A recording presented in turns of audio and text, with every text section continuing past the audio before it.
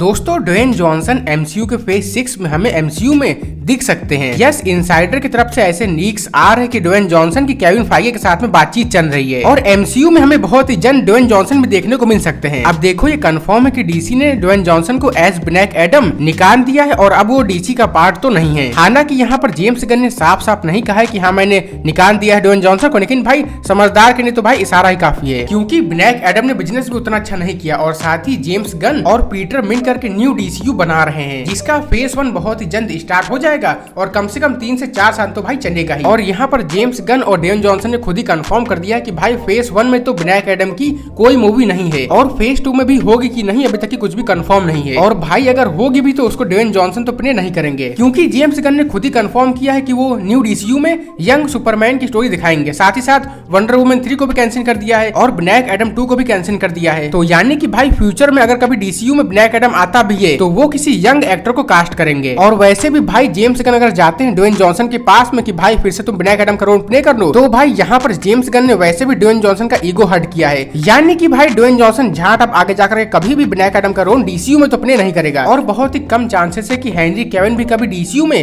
वापस आएंगे। यानी कि भाई अब यहाँ पर जेम्स गन एक नया डीसीयू बना रहे बिना ड्वेन जॉनसन के और बिना हेनरी केविन और बिना जेसन मोमोआ के भी, और बाकियों का भी यहाँ पर कोई ठिकाना नहीं है। और यारो एक इंटरव्यू के दौरान केविन फाइगे ने खुद ही कहा था कि ड्वेन जॉनसन उनके फेवरेट एक्टर में से एक है और वो उनके साथ एमसीयू में काम करना चाहते भी हैं और ड्वेन जॉनसन को भी एमसीयू की मूवीज पसंद है और वो लगभग हर एमसीयू की मूवीज पर अपना रिएक्शन तो देते ही हैं। और 2013 में ड्वेन जॉनसन ने कहा भी था ट्वीट करके कि वो एमसीयू में न्यू केज का रोल प्ले करना चाहते हैं। और अभी एमसीयू में चल रहा है मल्टीवर्स सागा, तो भाई ये सबसे बेस्ट टाइम है द रॉक की एंट्री का और द रॉक के लिए सबसे परफेक्ट रोल होने वाला है ग्लेडिएटर का। और यार अब एमसीयू में एक्समैन भी आ चुके हैं और मल्टीवर्स ओपन हो चुका है और ऐसा भी लगभग कंफर्म है कि फेज 6 के बाद हमें दिखेगा द म्यूटेंट सागा। तो भाई ये सबसे बेस्ट टाइम है ग्लेडिएटर को इंट्रोड्यूस करने का। और ग्लेडिएटर भी ब्लैक एडम की तरह काफी ज्यादा पावरफुल है और ये ओमेगा 9 म्यूटेंट से फाइट कर चुका है और उस फाइट के दौरान इसने ओमेगा 9 म्यूटेंट की दोनों आंखें नोच ली थी। तो यानी कि भाई ये पावरफुल होने के साथ साथ काफी बैड एस भी है और कहीं कहीं पर तो ये कैरेक्टर थॉर से भी ज्यादा पावरफुल है। और हाँ, ग्लेडिएटर एक टाइप का एंटी हीरो है, कभी हीरो बनता है